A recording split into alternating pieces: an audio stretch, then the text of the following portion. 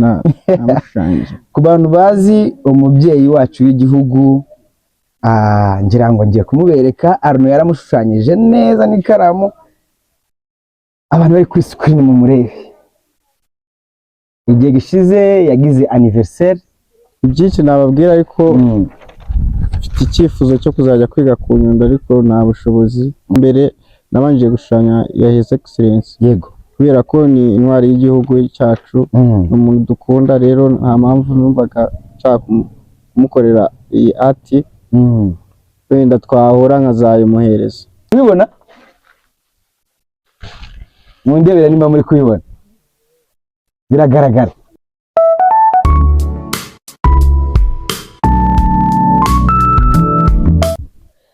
Shalom shalom bakunzi ba Urban Gospel TV, baje kubasuhuza mbifuriza amahoro y'Imana, bari Burasirazuba, Iburengerazuba, Amajyepfo ndetse n'Amajyaruguru.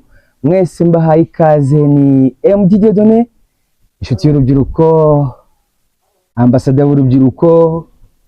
Hose uko anyita kose mba mpari, kandi nanjye ubwanjye mbyiyumvamo kuko amaraso yanjye nayo urubyiruko.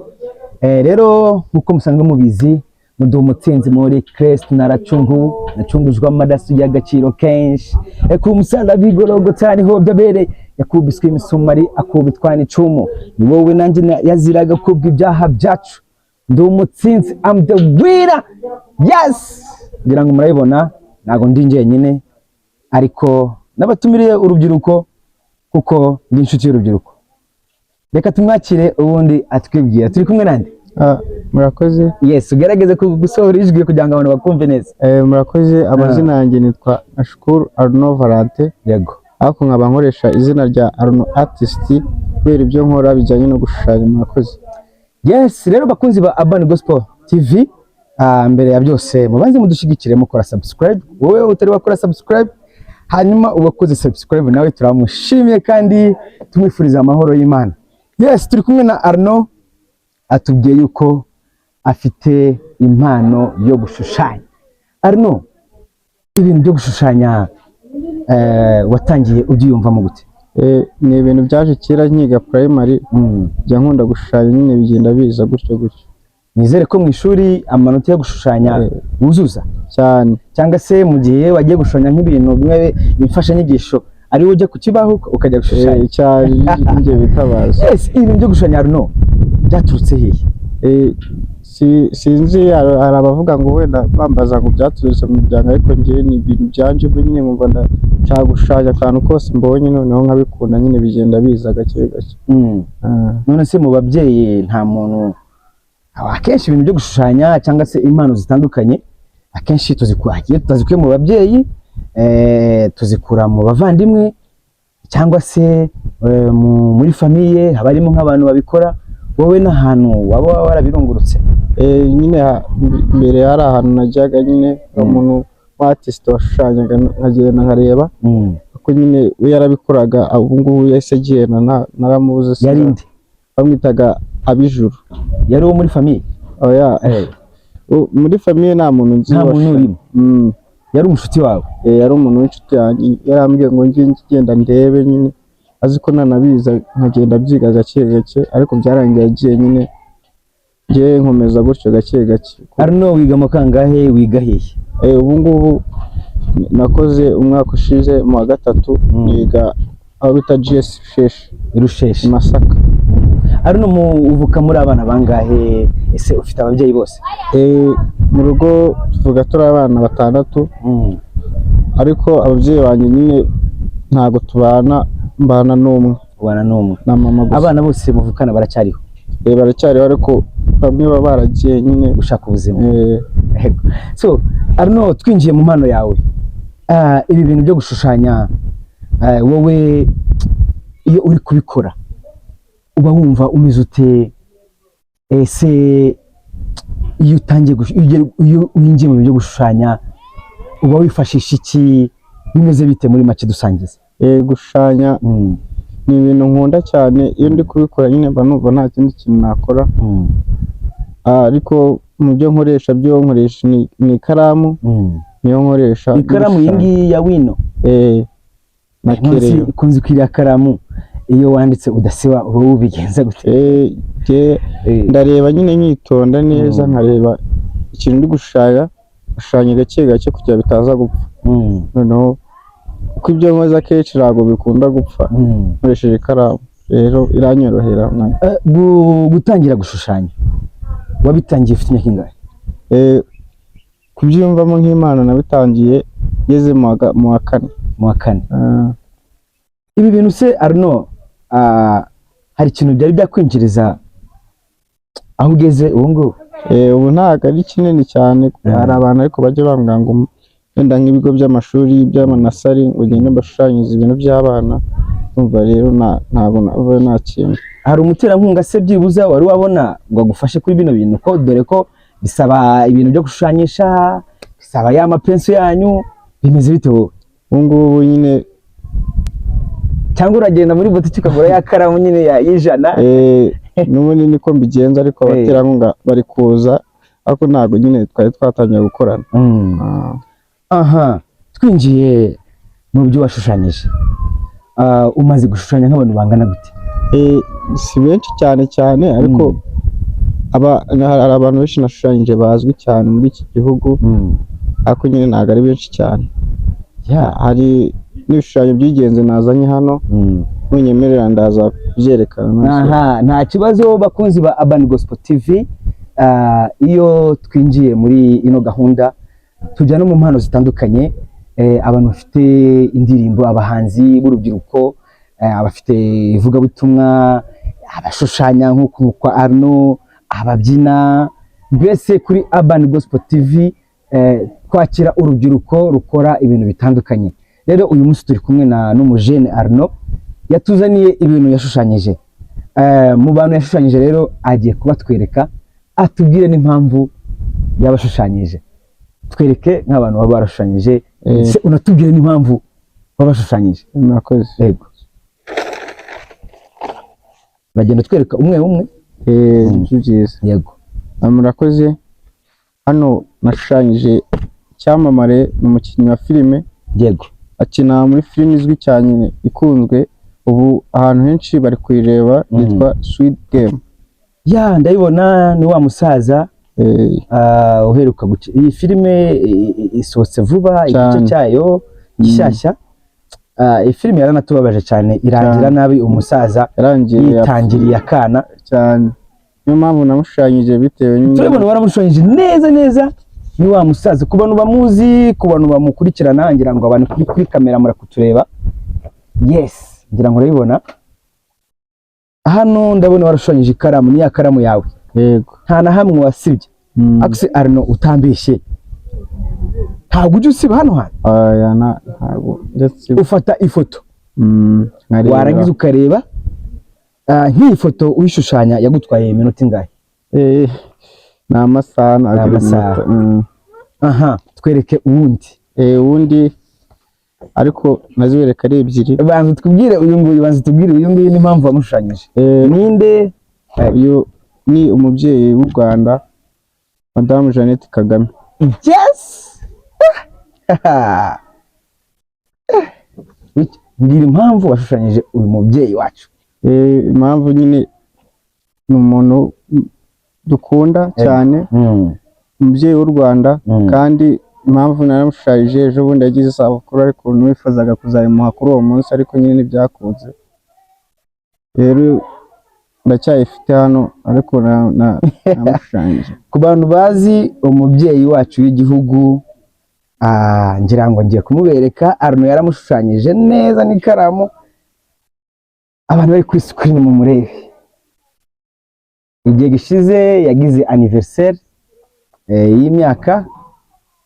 Arnaud rero yaramushushanyije kugira ngo azayimwereke, nubwo atamugezeho, ariko kuri social media turaza kuyimwereka, ubundi biba na ngombwa tuzayimugezeho. Bitwaye iki Arnaud kugira ngo ushushanye uno mubyeyi? Wiyumvaga gute kugira ngo umushushanye?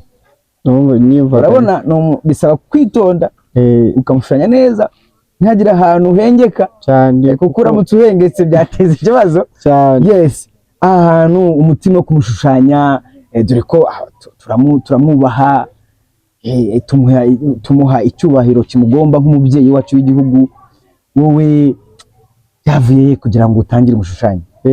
Niyo mpamvu yuko yari yagize anniversaire, ariko nyine ni umuntu dukunda, abantu benshi mu Rwanda baramuzi cyane. Yego, ko afite ibintu byinshi akora bifasha abanyarwanda, wenda Imbuto Foundation ifasha abamama, n'ibyo rero. Yes, Arno, ubutumwa nzabukugereza kuri uyu mubyeyi rwose, kandi n'abantu badukurikirana kuri Urban Gospel TV. Arno afite impano nziza cyane yo gushushanya. Yes, tubwire n'abandi bashushanyije Arno. Hari indi nakoze hano, His Excellency Paul Kagame. Wow.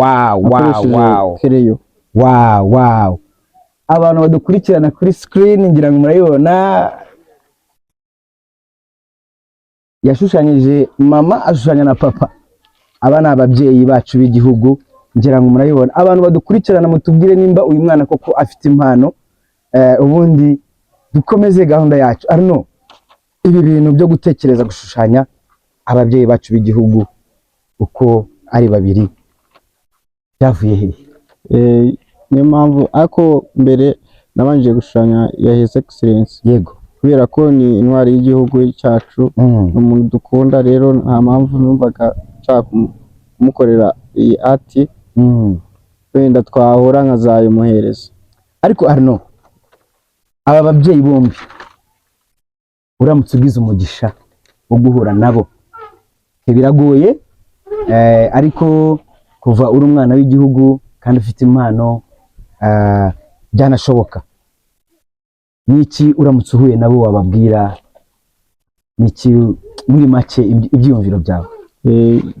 Ibyinshi nababwira, ariko mfite icyifuzo cyo kuzajya kwiga ku Nyundo, ariko nta bushobozi. Rero biri mu bintu nabasaba kugira njye kwiga, nyine nagura impano yanjye, ko ibi ntago nari najya kubyiga. Ubwo ngiye kubyiga nawe urabibona ko ari ibintu nakora bikaba byanyabyo neza. Arno, uteye emotion, kuko ibi bintu kubikora bisaba ubwitange kandi ubikora utarabyize. Ibaze noneho uramutse ubyize ufite ibikoresho bifatika byiza. Okay, sinzi nimba noneho ubwo nyine ukuntu turi kubireba uragira ngo ni photocopy neza. Noneho wabyize, ufite amasomo yabyo, ufite mizire neza, byaza bimeze neza. Arno, ibintu biraryoshye cyane, kandi abantu badukurikirana muduhe comment ukuntu mubibona. Uko Arno, watubwiye imyaka yawe? Tubwiye imyaka yawe ufite? Imyaka 17. Ibaze Arno afite imyaka 17, azi gushushanya, afite impano yo gushushanya, kandi ntabwo hegeze abyiga. Arno, Imana ikomeze gushigikira. Hagati aho ariko ndagira ngo umakanya hari nageneye MD bitewe n'ubufasha akomeje kumpa. Ufite surprise? Surprise. Ndashaka kureba surprise Arno amfitiye uyu munsi wa none, kandi murabizi ko Arno no mushushanyi. Yes, twereke nta kibazo. Hano namukoreye igishushanyo. Wow. Ariko Arno, wow. Abantu bakurikira Urban Gospel TV, mundebere MD hano. Muri kubibona? Mundebere nimba muri kubibona. Biragaragara. Ni MD Dieudonné Arno yaranshushanyije. Wow. Arno, Imana iguha umugisha rwose. Ni ubwa mbere mbonye umuntu ushushanya. Neza ni photocopy yanjye. Ku bantu bazi MD Dieudonné nta na kimwe warenzaho. Arno, Karame, ujye agakawa? Mwemereye agakawa ku Bumwe Coffee rwose. Ibintu wakoze rwose ni ibintu indashyikirwa. Arno, ibintu byo gushushanya ko mbona biri gufata indi ntera. Ndi kubizagura cyane muri iki kiruhuko, ndi gushushanya ibintu byinshi nyine kugira nzajye kwiga, narakoze ibihangano byinshi. Arno, ibi bintu mama warabizi ko ubizi neza? Arabizi, ariko nyine kubera nta bushobozi ntabwo. Ni ukumfasha nkajya ahantu ukwiye kubyerekana, nako kugira abundi nta support. Reka tubwire abantu bakurikira Urban Gospel TV, ufite umutima wumva washyigikira Arno, kandi wamushyigikira mu buryo butandukanye. Arno ashushanyisha ikaramu imwe tugura 100 muri boutique ya karamu idasibika. Arno aramutse abonye ibikoresho urabyumva yakora ibintu birenze cyane. Ushobora kumushyigikira mu kumusengera kugira ngo yaguke, ushobora kumushyigikira ku nkunga y'amafaranga kugira ngo agure ibikoresho, kuko aramutse abonye ibikoresho byaba ibintu birenze cyane. Yes, ushobora no kumushyigikira agakomeza akiga, dore ko afite inzozi zo kujya kwiga ku Nyundo, kuko ni ikigo gishyigikira abanyempano nka Arno bakiri batoya. Abantu bakurikira Urban Gospel TV, muduhe comment aho munsi, muraza kubona nimero, ubundi mutwandikire mutubwire ukuntu mwagiye mubona uyu mu artist wacu yitwa Arno. Arno, turi kuganira kuri ino mpano yawe. Muri wowe iyo uri gukora bino bintu ukavuga ati mfashe umwanya ngiye gushushanya, niki wibandaho cyane kugira ngo utangire gushushanya? Cyo nibandaho cyane cyo mperaho. So hari ukureba uburyo umuntu ateye, mezire, ese uyu muntu ndamuhera hehe? Jewe ubundi iyo ngiye gushushanya nk'umuntu, isura y'umuntu mera bundi ku mazuru, kuko niyo ampa kugira kiraho amaso n'umuntu. Yego. Niho mera ngiye ngatangira kumushushanya. Mu gihe ngiye ndamutse ngiye gushushanya nahera nyine ikiziga cy'inyuma, ugasangamo imbere birangoye kwera. Yes, bakunzi ba Urban Gospel TV, turi kugana ku musozo. Ntabwo kino kiganiro tukirangirije hano, kubera ko Arno ni umuntu mugari cyane ufite impano zitandukanye, kandi gushushanya ni impano itagira abantu bose. Ikindi we abikora nk'umuntu ubivukana utarigeze ubyiga, kandi afite inzozi zo kwiga. Rero reka tumufashe mu masengesho, tumushyigikire Arno abashe kubona abaterankunga, dore yuko nta bushobozi afite. Ntabwo twaje gusabiriza, ariko nje nawe dufatanyije, kuko twamuzanye kuri kamera kugira ngo abantu babone impano ziwe, yagera kure. Reka tumubaze ikiri ku mutima we, tugana ku musozo, ubundi dusoze. Ikiri ku mutima wanjye nuko nagira ngo nshimire MD bitewe n'ubufasha akomeje kumpa no kugira ngo anshyire muri ibi biganiro byiwe. Aba ari amahirwe kugira ngo ngire muri iki kiganiro, ariko aba yifuje kunshyiramo, ndabimushimiye.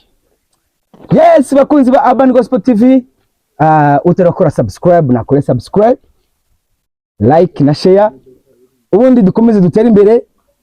Imana ibanu iduhana umugisha. Ariko Arno, ntabwo twasoza utavuze contact zawe, ahantu bashobora kugusanga umuntu agukeneye, ubundi tugane ku musozo. Mfite na TikTok, kiraho ibintu duke social media zawe. Ni Arno Artist. Ya kuri Arno Artist kuri TikTok, umufollowing, umwandikire, nurangiza umwohereza ifoto nawe wenda azagushushanya, kuko nanjye yarashushanyije. Ubundi azayikoherereza cyane. Yakoresha TikTok na Facebook nawe yitwa Arno Artist. Nta YouTube ufite? Ntabwo, nabonye bitari kuvamo. Yes. Yari Arno, umwana muto cyane w'imyaka 17, ufite impano yo gushushanya. Yashushanyije ababyeyi bacu b'igihugu dukunda. Ashushanya umusitari ukina filime Squid Game, wa musaza wiyahuye watubabaje cyane. Arangiza ashushanya MD, ngira ngo murabibona. Namwemerera agakawa, urabona ko yashushanyije ndi kunywa agakawa, nanjye ndakamubura kuko imyaka ye irabimwemerera. Yes, Imana iduhana umugisha. Rero ahasigaye turaza kureba nimero ze, ubundi tumushyigikire uko Imana idushoboze. Cyane murakoze. Arno, Imana iguhe umugisha, kandi ikomeze ishyigikire impano zawe, kandi iguhe n'abaterankunga. Cyane murakoze. Urakoze cyane.